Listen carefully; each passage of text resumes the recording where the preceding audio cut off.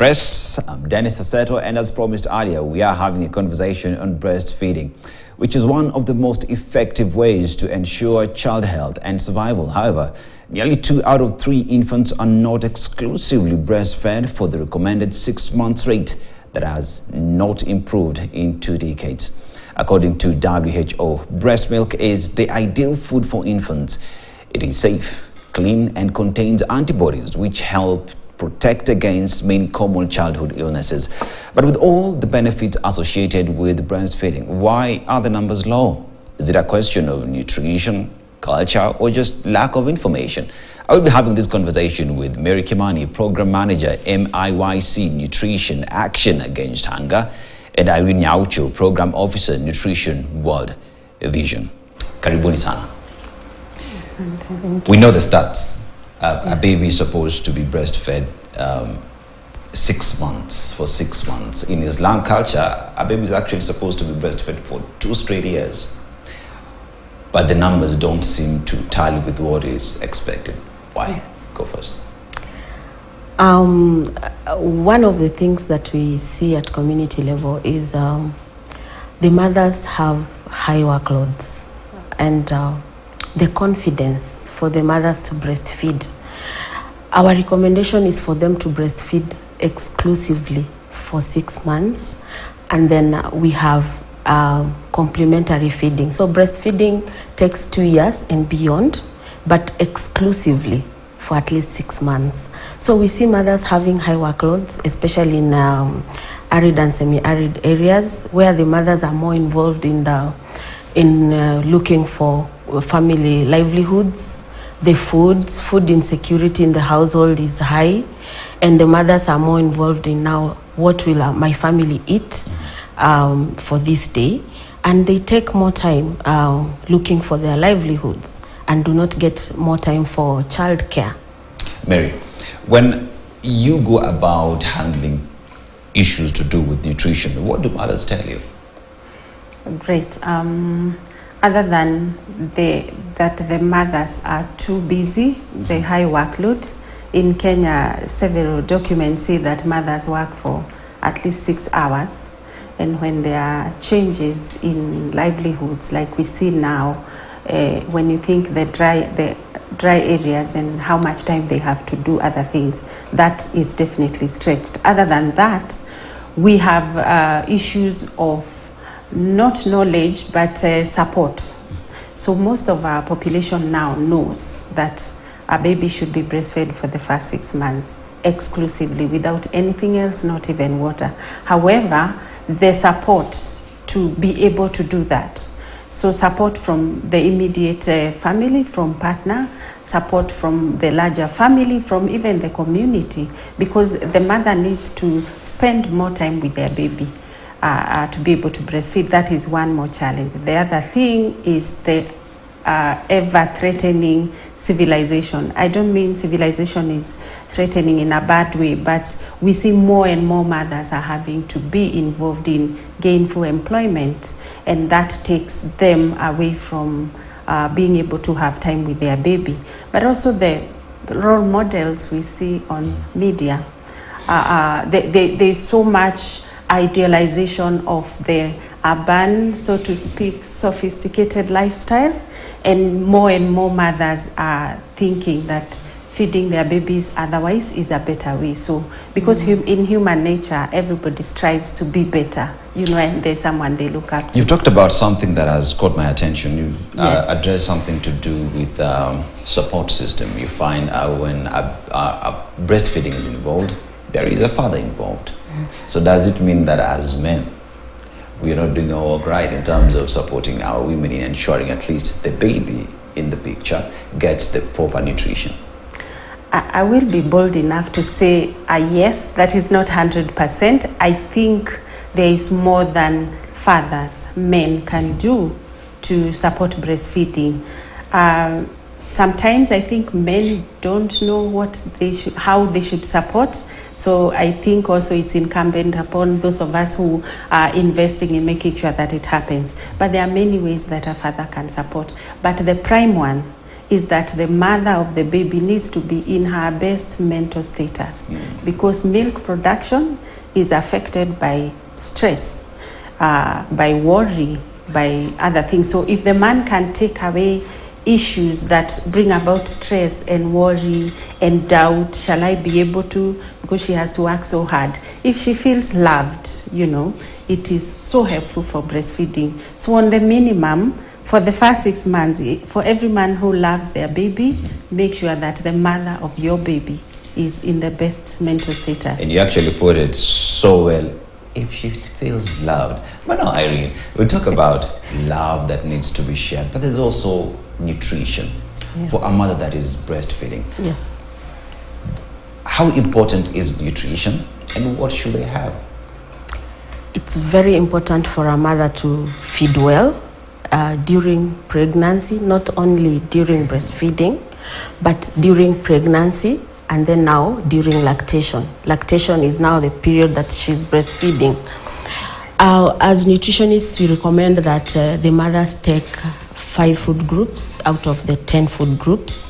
We have 10 food groups for the mother, and we recommend that all mothers should be able to take at least 5 of the food groups. So this conversation is what we are having at community level to ensure that there is behavior change and there is information for the family to be able to know that the mothers need to take these foods. Another thing is to ensure that there is milk production, because when the mother is in a good state of health, then the milk production is easy. And as my colleague says, the mental state.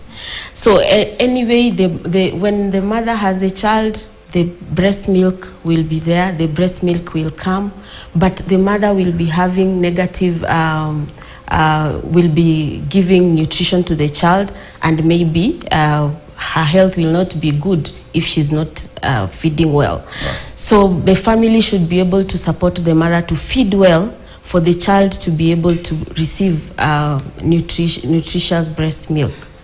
All right, now, the whole world right now, we're dealing with calamities that continue to affect issues. Let's talk about nutrition. So we talk about drought that we face right now. You find if someone, let's also talk about cost of living. Yeah. If you could afford to buy these foods right now, it's becoming harder and harder for women to be able to get the proper nutrition that they need because of drought. In your space, how are you going about it? How are you addressing the issues that have come about when it comes to matters to do with drought? Thank you. And it's quite devastating in the places where drought has affected. In the communities that are affected by drought. And you know, science is unforgiving. Despite the drought, it is still required that a mother is able to breastfeed. And so the strained availability of food, ability to feed, the strained availability of water, and really livelihoods, just seeing people in the drought affected areas lose animals, which is their means of livelihood, is quite something. First of all, as I said earlier, to breastfeed you need a healthy mother, but you also need a proper mental status. So the drought has really quite done something. Now what are we doing? We are addressing the different aspects that are primary to making sure that mothers can still be able to breastfeed. For example, in areas that are in pastoral communities who depend on animals, as Action Against Hunger, we are able to provide animal food supplements so that animals, especially those that are producing milk, are able to remain behind, because culturally animals would be driven away to where there is pasture. So we are trying, and I know most organizations are trying to provide animal supplements, pellets, for animals, especially those that are being milked, to be fed so that they can remain behind, then mothers and babies can continue to have milk to drink. When you think of water, there are interventions like providing water, literally tracking water to communities where you put up tanks and water is brought closer to the people, so that mothers don't do 5-10 kilometers looking for water, because when did they take care of their children? So water tracking, making sure the available water like boreholes are being repaired so that they are functioning, so that communities are able to access water.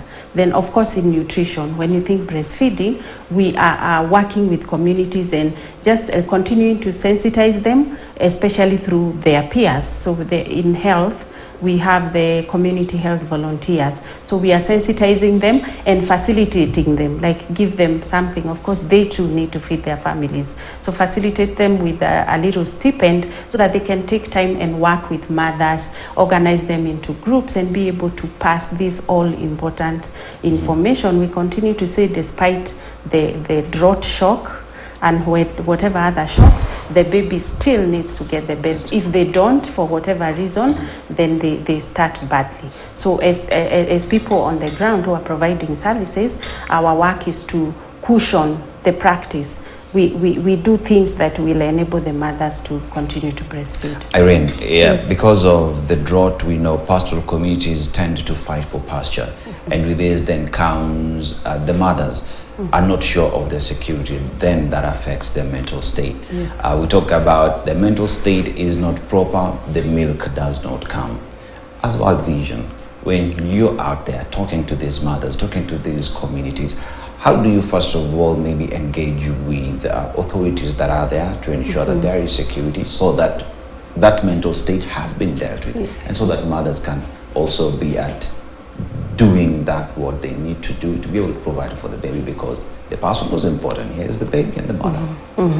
Yeah, World Vision is working with counties, local authorities to ensure that we have those peace building engagements at community level, to be able to ensure that the communities are talking to each other. Also, we ensure that we do no harm in our programming, so that as much as we are giving maybe emergency response activities, we do not give the activities that aggravate more the communities to be at each other.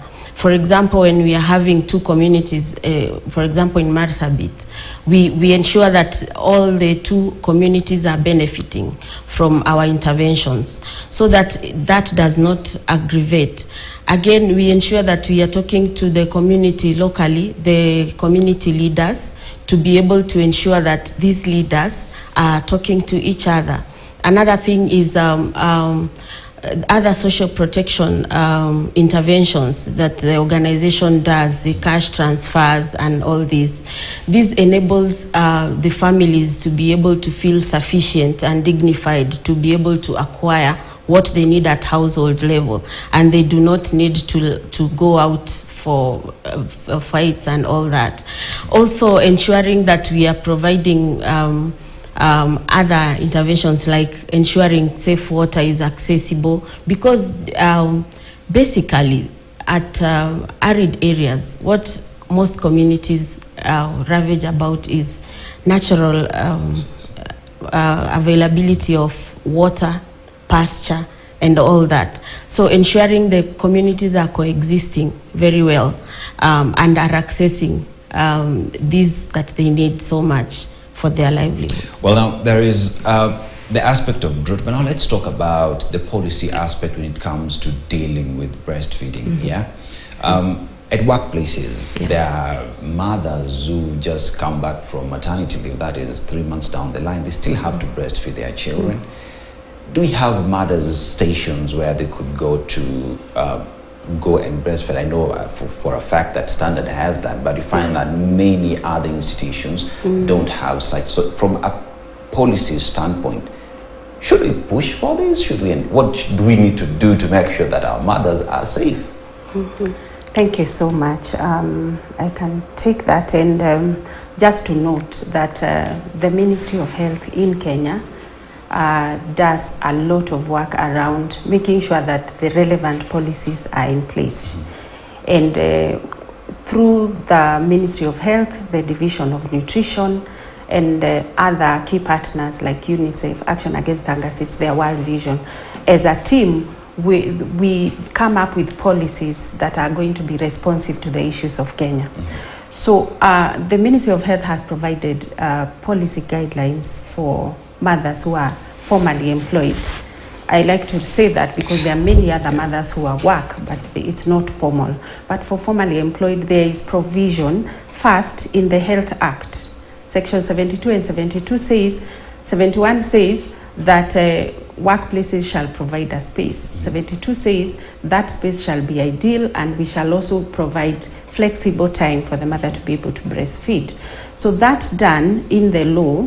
Then Ministry of Health has come up with guidelines to enable, for example, Standard to be able to put up a place that is supportive. And it also says how, as an organization, mothers are supposed to be educated. So there does exist the law in the Health Act. There is guidelines, and there is a framework how the government hopes to be able to implement that. Is it working? I would say yes. Government partners very closely with KEPSA to engage the corporate world, especially because that is where a lot of mothers would find it difficult. So through KEPSA, several workplaces, and I think during World Breastfeeding Week celebrations 2019, I think even 2020, there was recognition of companies, organizations, corporates, and even public spaces that have established breastfeeding spaces. So there is work going. We have also seen recently markets somewhere in Tharaka Nithi, somewhere in, I think, Nyandarua, recently in Kisumu during celebration of World Breastfeeding Week in Kenya, because it happened in July 1st to 7th.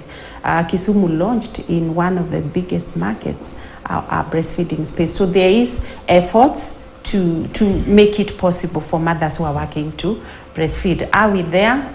I think we are very far from there. Far from there. We are and far I think, from there. Irene, I wanted to talk about there's what the government is doing. Mary just said that a lot has been done.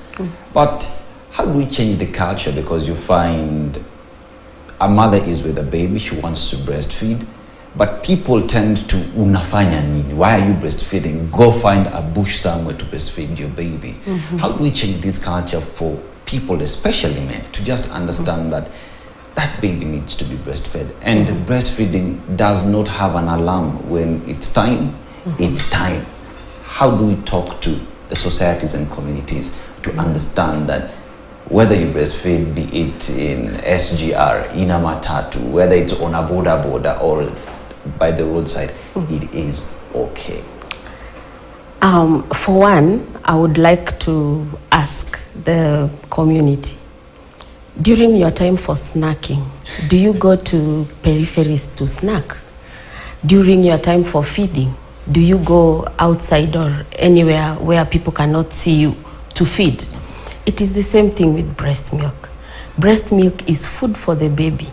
And breast milk is, if the child is not given, the child is not healthy.